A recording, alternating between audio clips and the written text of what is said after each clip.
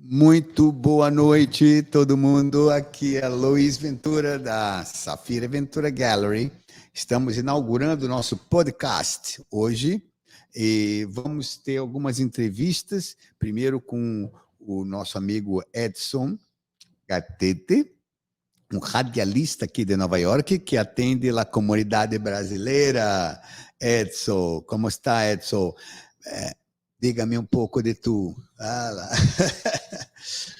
Bem, obrigado pelo convite, Luiz Ventura. É um prazer estar aqui nessa inauguração e nessa parceria entre a Rádio Brasil Play e a Galeria Safira Ventura Galeria, aqui em Nova York. Muito bom. Então, meu querido, você pode nos... olha, estamos ao vivo, hein? E temos no Brasil o estúdio que está nos acompanhando, como é a primeira vez, vamos ter um pouco de paciência para entrosarmos tudo e todos. O som parece-me que está um pouco... Como está? E a imagem também, tu tens que entrar mais para cá. E agora, Ricardo? Tem um delayzinho, né? Ok. Então, tenham paciência os ouvintes, porque estamos em exercício de inauguração. Pegando você. A inteira está... A luz está mal, mas temos depois... vamos pegar uma pessoa para trocar aqui os spots para ser no nosso rosto. Mas, por enquanto, vamos caminhar como estamos aqui. Tá bem? Sim. Quantas pessoas podem ver? Ele está falando que o meu rosto está aparecendo só a metade. Então, venhamos para cá. Então, pronto. E assim, Ricardo?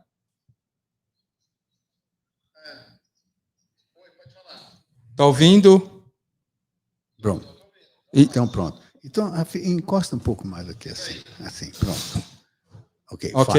Então, podemos continuar nessa inauguração. O que está muito ruim, que ele disse? Para o vídeo, mas para a rádio está bom. O vídeo temos um problema da luz, que vamos depois consertar. Vamos lá. Então, a primeira pergunta que eu quero fazer para você... Oi. Fala. Me avisa quando for começar aí, tá? Vocês estão brifando ainda, né? Não, já vamos... Já estamos live. Já estamos live, meu querido. 3, 2, 1. Fala. Sim, 5, 4, 3, 2, 1, live. Tem que fazer isso aí. Então, espera aí. Ainda. Mas no YouTube já estamos live. Deixa eu parar aqui o broadcast um pouquinho, então, não? Nessa então, inauguração... Eu não quero parar, porque depois eu não sei se vai voltar. Peraí, um momentinho só. Deixa eu chamar. Vou botar aqui o... 30 segundos, eu vou te dar o mic aí, vai poder entrar. Tá escutando aí, né? Você falou o quê? Que em 30 segundos... 20 segundos agora, para entrar no ar. Vai ter um break, você pode entrar no ar. Não, em 20 segundos vai entrar no ar? 10 agora. Não estou não. Então, vai ter que esperar outro break. Peraí. Você acelerou aí. O Luiz saiu fora da sala aqui.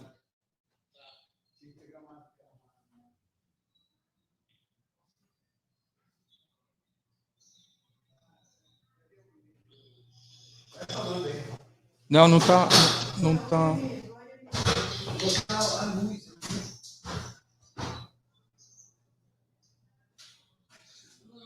Deixa o Diego fazer isso. Cadê o Diego? Ele está ali ocupado fazendo uma coisa. Ele vem, calma.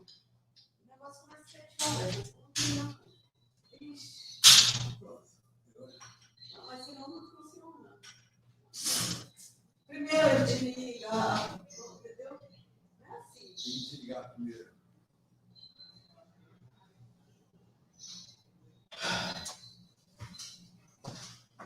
E essa...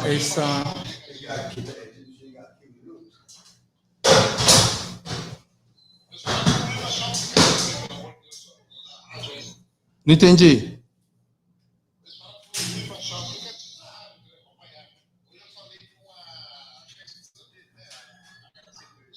Alcinda. Você escutou? Eu reconheci a voz dela na entrevista quando ela começou a falar comigo. Eu não assisti a entrevista, você tem que baixar o aplicativo. Tá bom. Deixa melhor agora. Você está me vendo aí agora, Ricardo? Dá para me ver melhor? Oi? A imagem.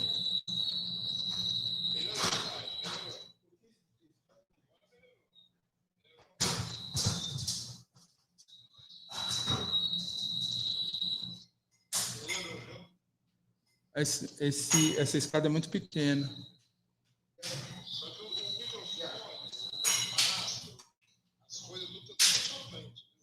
Eu sei, eu estou vendo aqui. A minha beleza.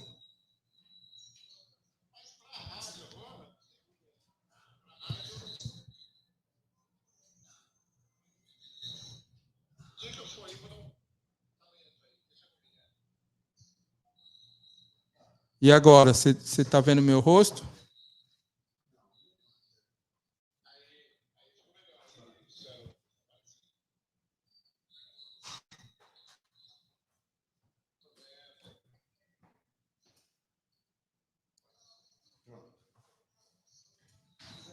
Agora já melhorou, né?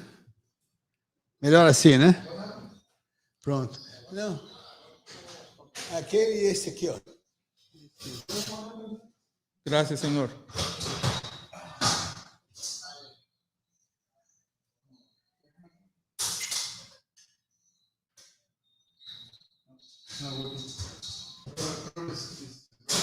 Esse já estava.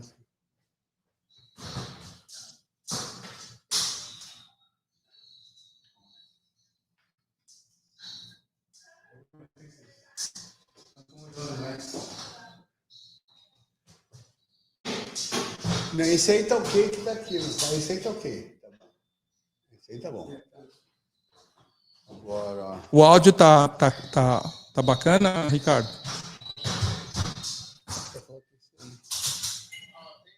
Não tem, não. Acho que. Esse aí tá bom, tá bom. Tá bom. Não, acho que assim tá bom. This is okay, Tá bom. This is okay now. Não esquece, então, de... This is okay now. Ok. Oi. 40 segundos dá para entrar? Louis. 45 minutos? 40 segundos. Dá, 40 segundos dá para entrar, sim. Sim, vamos entrar em 40 segundos. 20 segundos. Então, não esquece de você falar. 5, 4, 3, 2, 1. Tá. Pronto. Já estamos prontos agora. Beleza? Sim.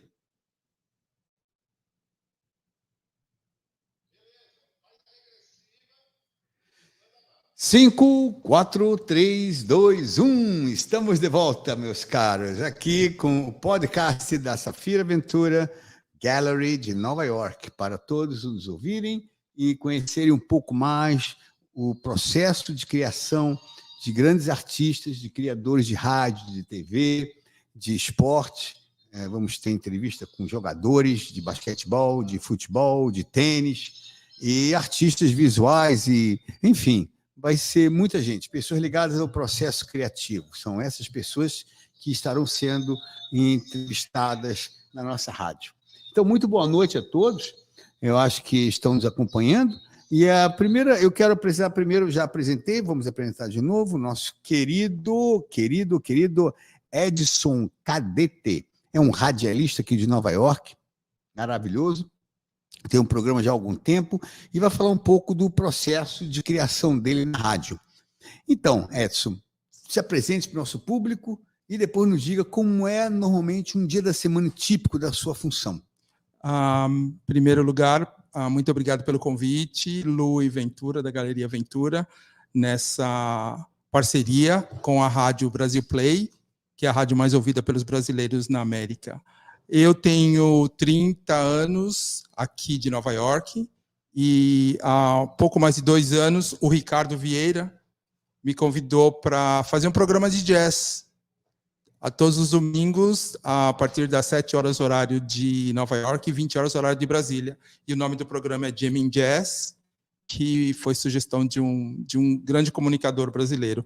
E o meu processo, Louis, eu pesquiso as músicas, eu gosto já de jazz, eu faço uma pesquisa e eu penso mais ou menos aquilo que o meu público gostaria de ouvir, eu pesquiso, eu vejo o nome do álbum e eu pego a música. Normalmente, eu tiro entre 12 e 15 músicas por programas. E é bem diversificado o programa. Então, eu toco jazz, eu toco bossa nova, eu toco blues, eu toco smooth jazz, grandes orquestras e a MPB, a nossa grande MPB. Então, é um programa bastante eclético.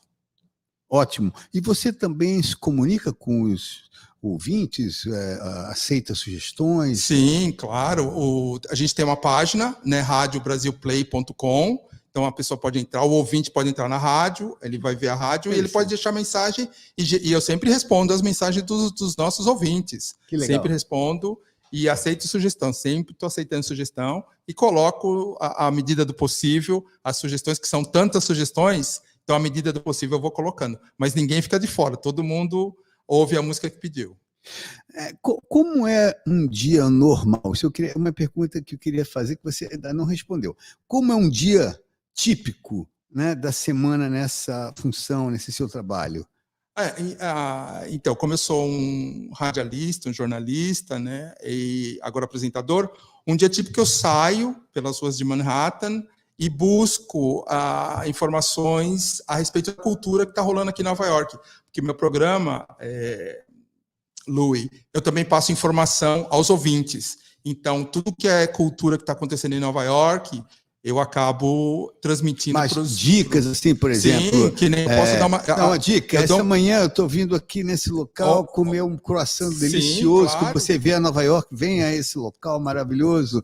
Dicas de um bom café, de um bom croissant, de coisas para fazer. Coisas para eu acho que tem muito brasileiro que não conhece todos os. Não, ninguém conhece todos os detalhes. Nova York é tão grande, é tão amplo. Exatamente. Mas era interessante. Então, por exemplo, eu já posso até dar uma dica para os amantes do teatro. Ontem eu fui ver o Moulin Rouge, o musical maravilhoso. Eu recomendo, vale a pena. Eu levei minha filhinha, ela adorou. Minha filha tem 16 anos. Eu vou assistir. Pode, filhinha, 16 anos já não é tão filhinha assim, já está crescidinha. Pode. Eu vou assistir. Pode assistir Moulin Rouge na Broadway. Na Broadway, fantástico. Ótimo. Tá bom. E uma outra pergunta que eu queria te fazer. Quais são os projetos mais imediatos que precisam ser abordados, que você tem interesse em dar caminho, dar andamento? Seus projetos de vida, de trabalho? Projeto pessoal, fortalecer essa nova parceria, que eu acho que, assim, pela introdução que você deu, é uma parceria fantástica, e eu gostaria muito de entrevistar algumas dessas pessoas que você já mencionou. A longo prazo é isso, fortificar a parceria entre a galeria e a rádio. Maravilha.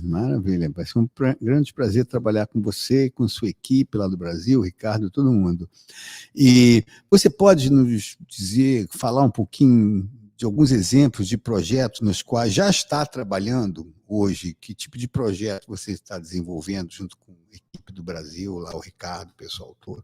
Sim, a gente tem um projeto que o Ricardo gostaria de falar com você a respeito, que colocar um estúdio aqui. Colocar um estúdio. Mas aqui realmente, é um estúdio, aqui é um museu, nós estamos no espaço de um museu da Safira Aventura, que agora também é um estúdio de gravação. E a gente ampliar mais, que nós estamos entrando agora no podcast, ampliar muito mais o alcance do podcast. Esse é um projeto a longo prazo que a gente está entrando com os 2 pés nesse projeto. A gente acredita que tem um potencial muito grande o podcast.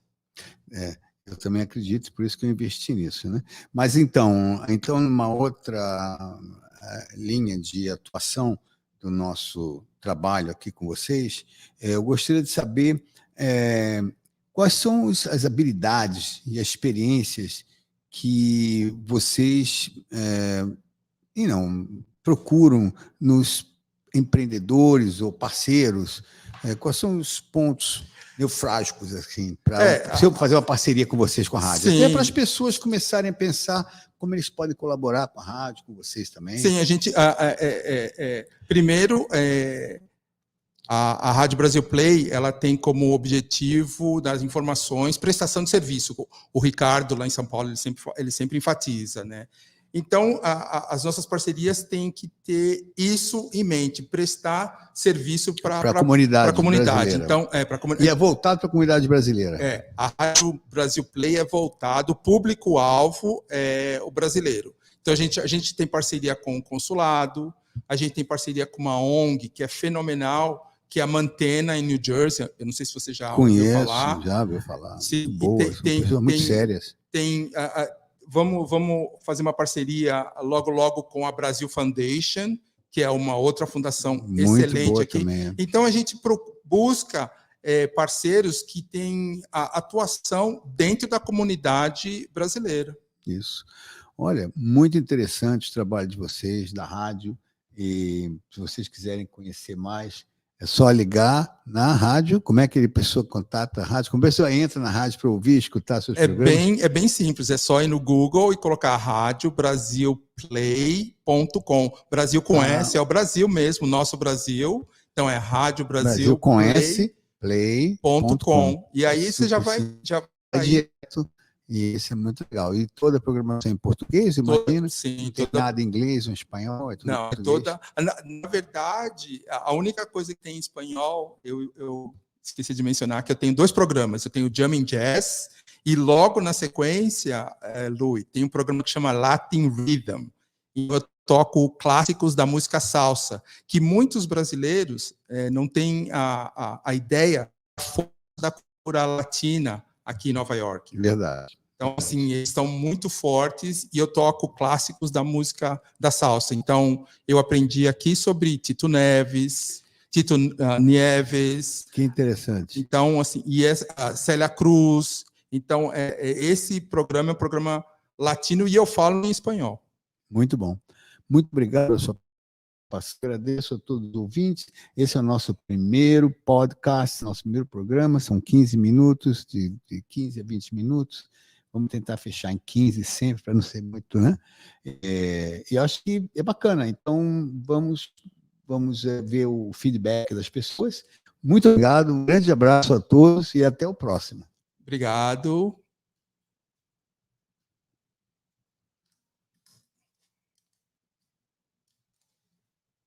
Fazer rádio ao vivo.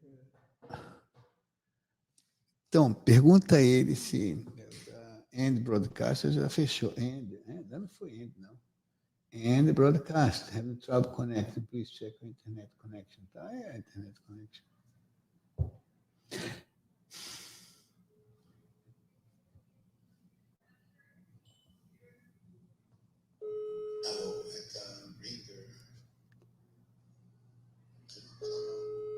Você fez esse... Pronto. Aqui com o Lu. E aí, saiu aí? Não, deu certinho. Mas terminou aqui, não está conseguindo sair, não está conseguindo terminar aqui. Entrou e saiu. Rápido. 4, 3, 2, 1. Vamos lá. 4, 3, 2, 1. Ó, respirou. Saiu pro ar.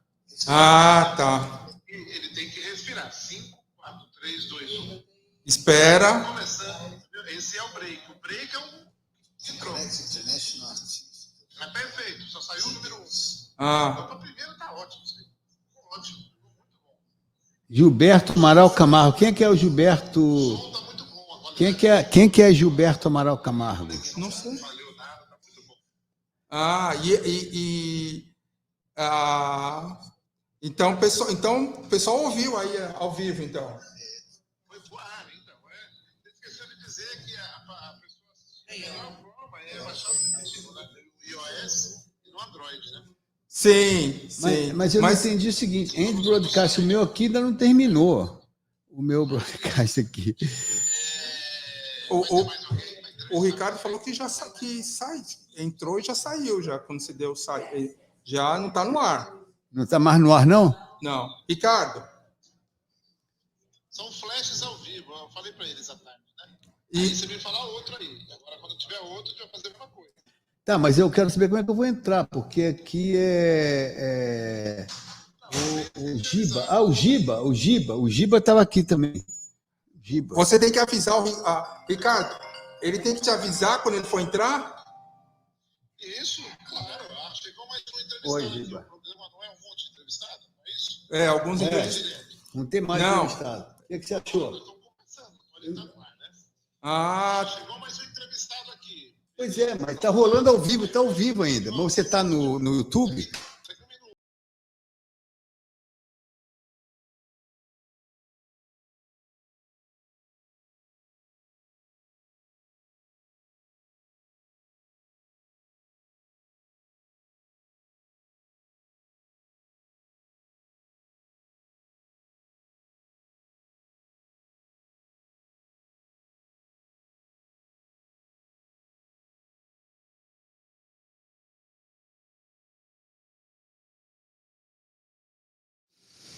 Hello.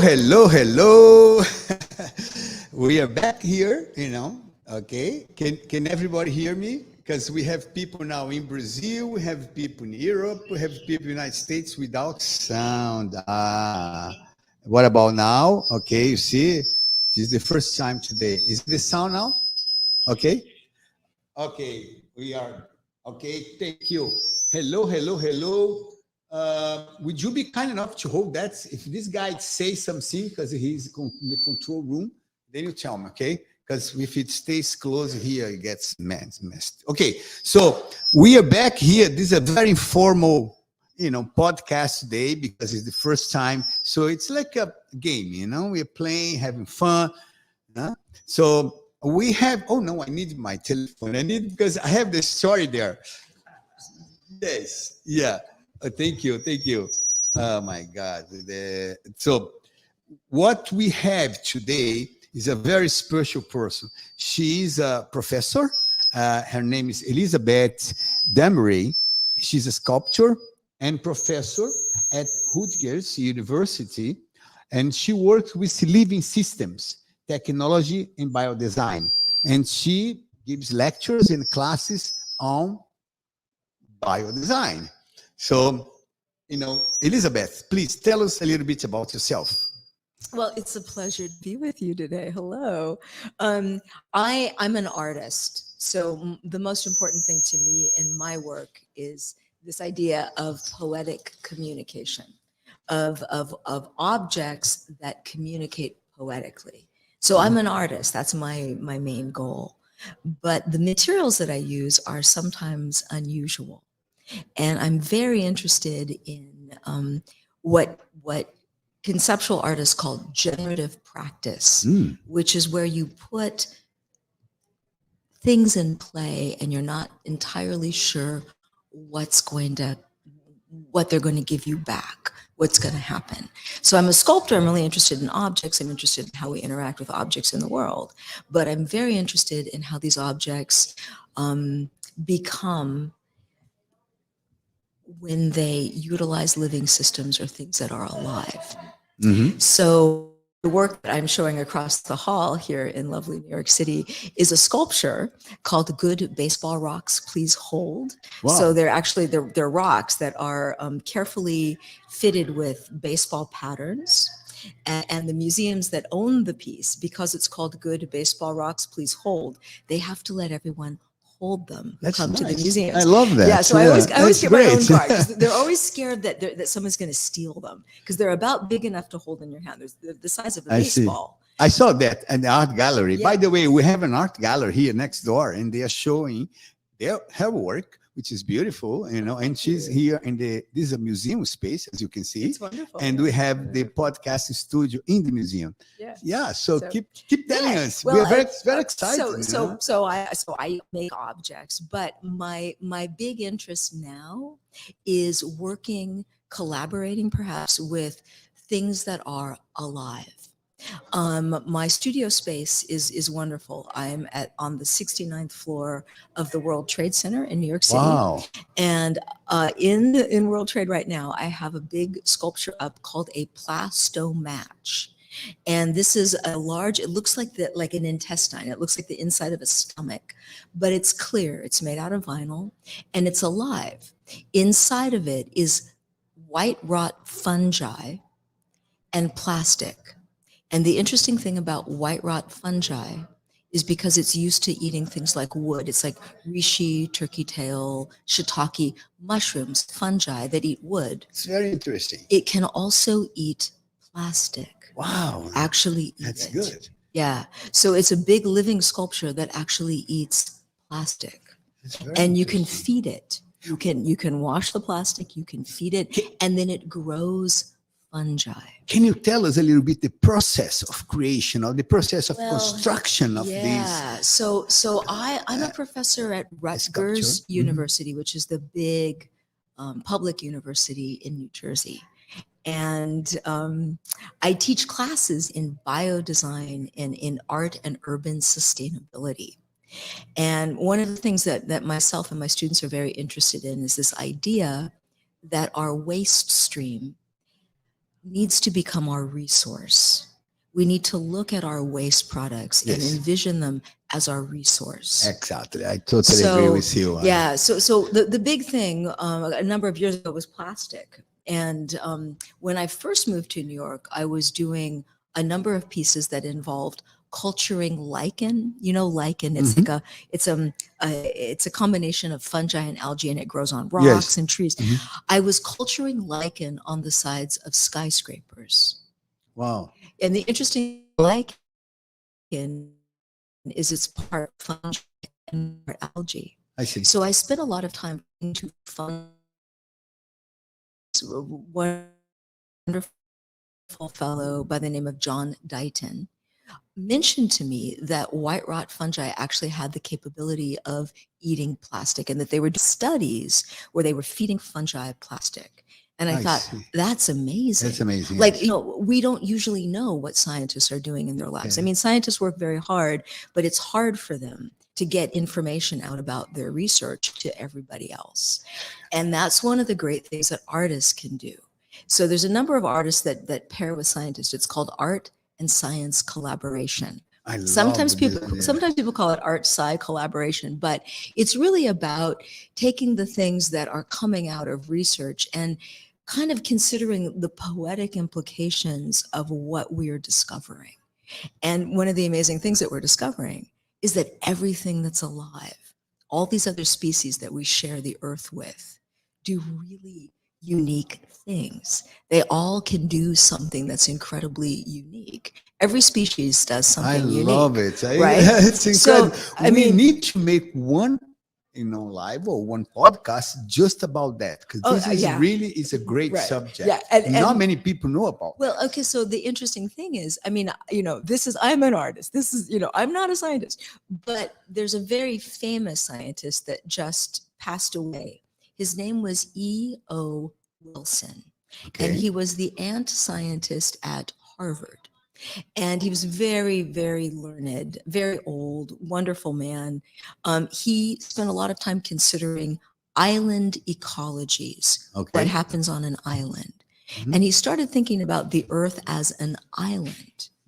And one of the things that he had to say was that we really only know about 10% of all of the other life forms on the face of the earth. There's 90% of other living organisms that we don't know about. And they all do something extraordinary and unique. Yes. So at any rate, the piece that's up now in my studio is this thing called a plastomatch. And you can come, you can wash plastic. I would love to. But just one thing, that's the project you're working now, that specific project with the plastic? So the project that I'm actually working, so that's up in my studio. This was Okay. a project that I showed on Governor's Island in 2018. Yes. And I had to do another one. It just came out in a big textbook, and a film crew came to look at it. So I put it up again in my studio. So it's growing right now in my studio. But the thing that I'm really interested in working on at the moment is something called the Manhattan Tundra Project. Okay. And one of the interesting things about the World Trade buildings is they're very tall. So when you're way up there, you're actually looking down on all of the other skyscrapers below you. Yes. And the interesting thing about these skyscrapers is when they were designed in the 1950s and 60s and 70s, nobody ever thought that anyone would be up above them. Yes. And they didn't really do anything with the roofs. The roofs are usually empty. They're covered with tar. They're covered with gravel. People are not allowed to go out there. Yeah. So I'm really interested in this idea because humans aren't allowed to go into these spaces. I'm interested in the potential of putting topsoil on these buildings and allowing them to be emergent ecosystems for other life forms, like cliff-style ecosystems. And I think the thing that's really interesting in especially lower Manhattan, where my studio is, you know, people that live and work in these areas, we don't get to spend a lot of time around nature. Yes. And we love it. There's these like hawk in cams. Manhattan, people love nature. They do because we don't have it. We don't have it. Yeah, and it's like, oh, we really need the nature. But the amazing thing about these spaces is that all you really need to do is put webcams on the tops of these buildings.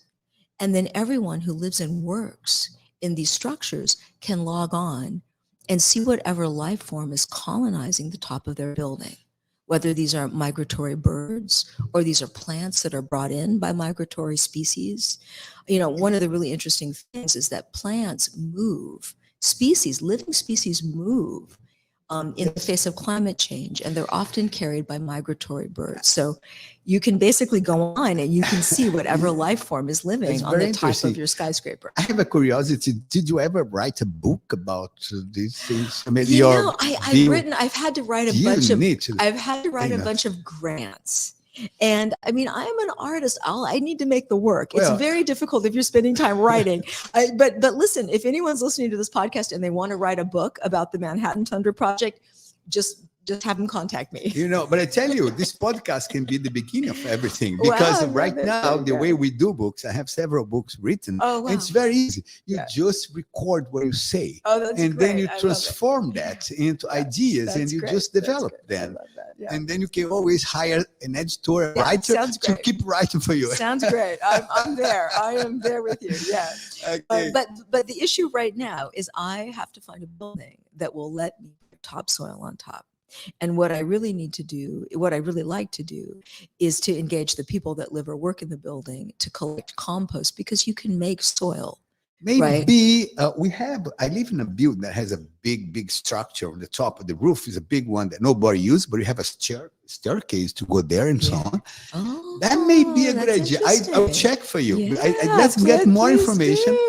My building may be a candidate. Yeah. Well, I'm trying to talk the World Trade Association. It's a big building. Yeah. Nice. Yeah. So the issue is that you really need a space that can't be utilized by humans, because, you know, now there's a sort of a trend in the newer buildings of designing so us humans can go out on them. We put up thick glass. There's all kinds of ways that you can make it safe.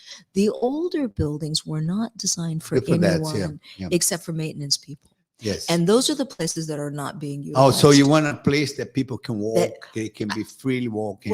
Well, I would that's prefer, more difficult. Yeah, I would prefer actually a place where people can't go. Yeah, that's easier. Because then you can put up webcams. Yes, that's what I thought. You can see. So that's the other thing is that I really think that it is of benefit to the actual buildings. Mm-hmm. There is a building down on Water Street in Lower Manhattan that has hawk nesting boxes. I think it's 55 Water Street. I can't remember exactly, but part of their pitch for when they want people to come and buy condos in their building is they have this beautiful nesting box, and the hawks come each year and they raise offspring. And, so it's helpful. It's wonderful for buildings to have these kinds of, living systems. So my hope is to put cliff style emergent ecosystems on all buildings in Manhattan. Well, that's that don't allow big people challenge. on the top. That's a big challenge. All buildings is a big. I would go for one building, 2, 3, and then. Yeah. So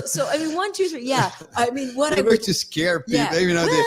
But the thing is this: that the wonderful thing, there's all these great apps. There's iNaturalist. There's all these apps that allow people to actually track individual species, individual members of a species. Yeah, but you have to confront the city politicians, and they are going to be a big trouble for you. So you better go and let's try 2 buildings, 3, 4, 5 buildings beginning, sure. Yeah, well, I'm and there. then we grow. There. If you say that all the buildings, people are going to be scared. You know what I mean? So the thing is that there's a lot of, it insulates your building. Right. If you go plants on the top of the building, so it's good for energy. It reduces something called urban heat island. Yes. There's these issues with urban spaces where they get very hot, and then when it rains, water runs off into the local local marine areas, and then it increases the temperature, and then all of the species die. Yes. So there's lots of reasons that you want to put living systems inside of the built environment. We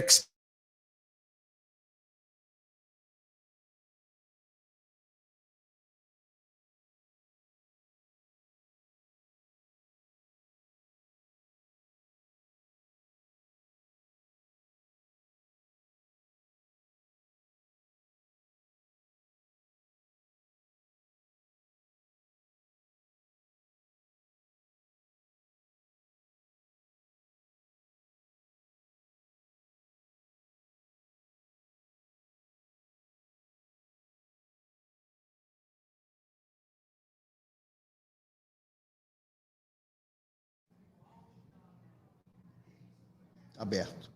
Áudio aberto.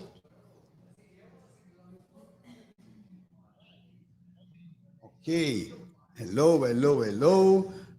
Aqui de Nova York, Luiz Ventura para todo o Brasil, Chicago, New York, Washington e as comunidades Miami, Florida, cannot forget that, Los Angeles, as comunidades brasileiras nos Estados Unidos, Portugal, Espanha, Itália e no Brasil. Eu sei que tem um grande número de pessoas no Brasil inteiro nos ouvindo, e nós estamos agradecendo aqui hoje a Teresa Blota, que está nos recebendo no programa dela. Ela é neta do nosso querido Blota Júnior, né? Quem lembra desse grandioso pessoa que nos trouxe tantas coisas boas já. E a Teresa Blota agora, ela confirma todo esse profissionalismo do avô dela e dá continuidade a essa carreira maravilhosa.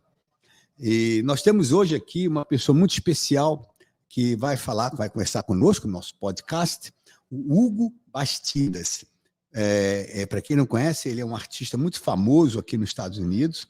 Ele é do Equador, origem do Equador, casado com uma cientista maravilhosa, Elizabeth Demaray, que acabou de dar um podcast para a gente também, uma cientista, professora universitária. E o Hugo Bastidas, além de professor, ele é um artista maravilhoso, visual, com obras fantásticas e muito respeitado aqui nos Estados Unidos. E ele também tem com ele a Liga dos Estudantes de Nova York, que realmente trata de estudantes que visam a arte. Mas ele mesmo, vamos deixá-lo falar, que eu acho que é mais importante. Hugo Bastidas, welcome. Thank you. You can speak in English and Spanish, but please do speak slowly Spanish, because all the Brazilian community will understand you for sure. Could you please tell us a little bit about yourself? We are very excited about this here. Well, first of all, thank you for this wonderful welcome. It has been an exciting day here at the Ventura Gallery. And I have to say, I'm beside myself. this show that we are doing here is representative of people that I admire, that I support. The teaching aspects of my work have been in such a way that I have supported so many artists in the past. Bueno, yo siento que gané mucho y había muchas personas que me ayudaron y yo quiero dar lo mismo. With the very help that I've gotten, I want to do the same. And this show illustrates my support of that. But I am primarily an artist, and I should talk a little bit about what I do. My work is black and white, normal, and it's oil on linen. What I do is I address socioeconomic discourse. And one of the important aspects of it is to reflect on our condition, our immediate condition. And those things involve climate change. They involve conflicts, but they also involve rejoice and these things that are wonderful in our life and why we need to protect them. Okay. Hugo, I'm very, very, very excited about talking to you at this moment. But we would like to know some other things about you. You know, how is a typical day in a week, among all these roles you have, all these painter, professor, I know you're a businessman, also everything. You have so many things to tell us. Tell us a little bit, what is your typical day in a week? Bueno, empiezo primero con una taza grande de café. Okay, well, so people understand. Some people may not understand me. So let's say in Spanish. ¿Cómo es un día o una semana típica en este rol? Oh, bueno, empiezo bien temprano y después me voy al estudio y trabajo por unos 8 a 12 horas al día. Cuando no estoy enseñando cursos o mirando obras de los alumnos o compañeros, estoy completamente entregado de arte. I wouldn't want it any other way. It's been a wonderful experience being helped and then helping others. But my day after, when I am working in the studio, that is basically what it is.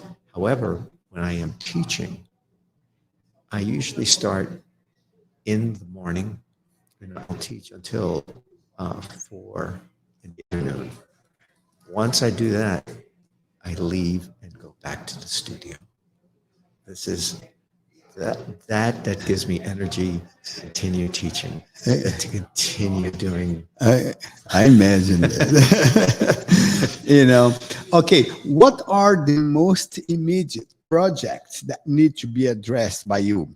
¿Cuáles son los proyectos más inmediatos que debe abordarse? There's one very important project that I'm doing now, and it has to do with plants that people consider not of interest or of value. In plants, I find them to be extraordinary. I paint their shadows, and over their shadows, I paint an outline of flowers or plants that we consider are important. So this overlay of two opposing images or two opposing ideas come to a foreground. One of the things that you have to, or I would want you to understand, is the plants that aren't considered of value, they are so beautiful. And I consider myself one of them, being from another country and coming here to the United States, where we struggle a lot. But when we shine, when we're given the opportunity, we flourish. And the paintings have that kind of quality. You see the shadow of a sumac or a bucktail. These are all plants that here are cut, they're shaved, they're taken away, and plants that aren't like those are replace them. But when I paint these shadows, I go back with beautiful flowers or beautiful plants that we all can agree on. However, there's beauty in both. And that's what I try to get across in these paintings. That is my most recent project. That's very good. I love that.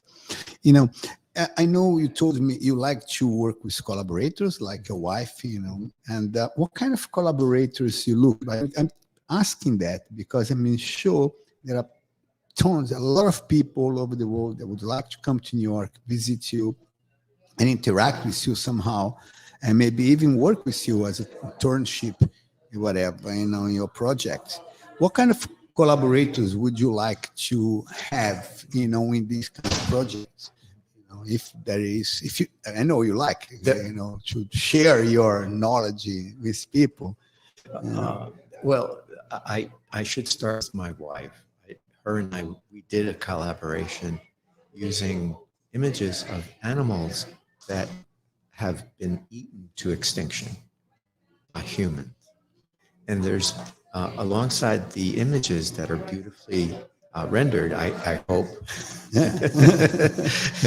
alongside are the recipes that were used to eat them. And it is, on one part, it's her research on the recipes, and on the other part, it's me finding the animals that I think are so important and have been important in our recent history, that I think are important in our ecosystem, in our lives.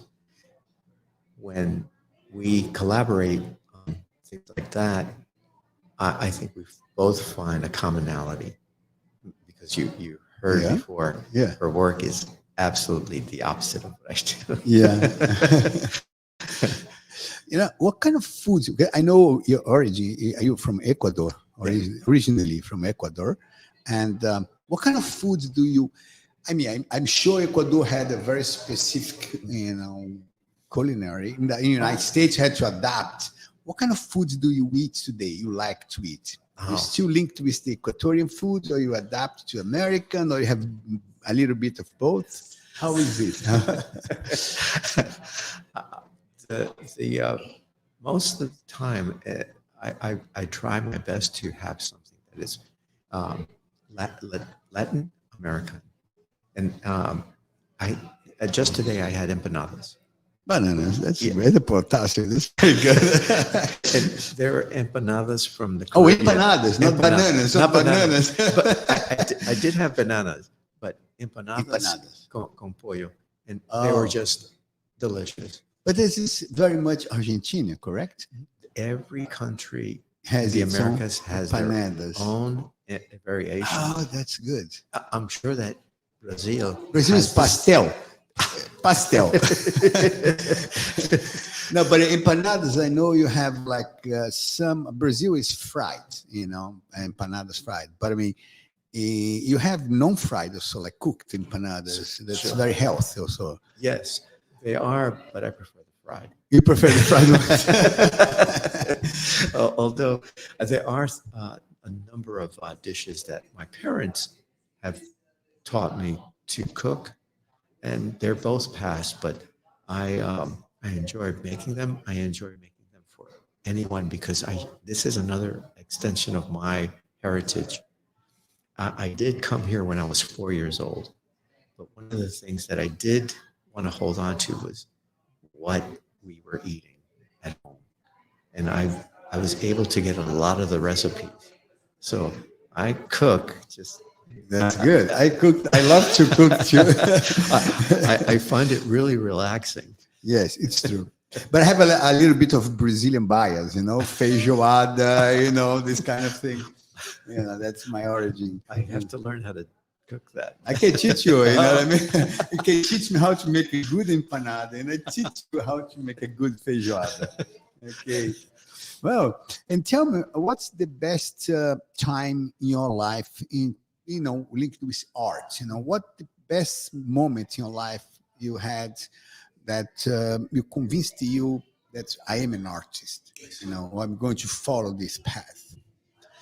My moment of realization was when I received a Fulbright fellowship. Oh. And I went back to Ecuador because I was not familiar with the country that I was born. I had spent all of my life since 4 years old here in the New York area. So when I went back for that entire year, I saw something that was a micro of this macro that is America, that is the world in Ecuador. So these tiny little things that I could see up close, I realized they're happening everywhere. When I returned from Ecuador, I started to paint those paintings. Wow. And I haven't stopped since, because that was the key to how I should be looking at the world, sharing what I see. I think because of this experience that we all have, it's important to share. Totally agree. Yeah. 100%. We are also unique. Would you be kind enough to send a message in Spanish to everyone who's listening to us? I know it's over 20,000 people now, and all over the world. But in Spanish, majority of people, they are in Spanish origin, Brazilian, Spanish. Something that touched their heart. I'm sure you have some kind of message that is going to make people feel good. Sí, claro. In Spanish, please. Sí. Slow. Siento que las palabras más fuertes que yo oí es que jamás, nunca olvides dónde vienes, porque esas razas son las más importantes en su carácter. Y sin eso, no sabes quién es. Yeah. Y aquí en los Estados Unidos tienes que tener eso, esa atención. Thank you very much. I really appreciate. Is there anything else you would like to tell to the public? Believe in yourself and continue working towards your dream. That's a good one. Thank you very much. Thank you very, very much. Thank you. E eu gostaria de agradecer a todos os ouvintes de estarem conosco nesse momento, comemorando Hugo Bastidas. Vocês podem procurar aí no Google, Hugo Bastidas, vocês vão ver que é um artista fabuloso. É do nível de Picasso, está em museus e realmente é um dos tops artistas da origem do Equador. Enfim, é um professor universitário, é um artista visual.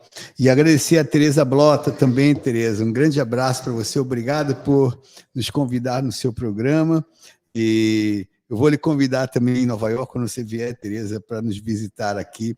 Nós temos esse museu, onde nós estamos fazendo podcast, a Galeria de Arte Digital, Galeria de Arte Física, um espaço de reuniões, realmente na 43 com a Quinta Avenida, não pode ser melhor do que isso. Então, muito obrigado a todos que estão nos ouvindo. Safira Ventura agradece a todos e a todos os amigos que colaboraram com esse podcast. Um grande abraço. Boa noite.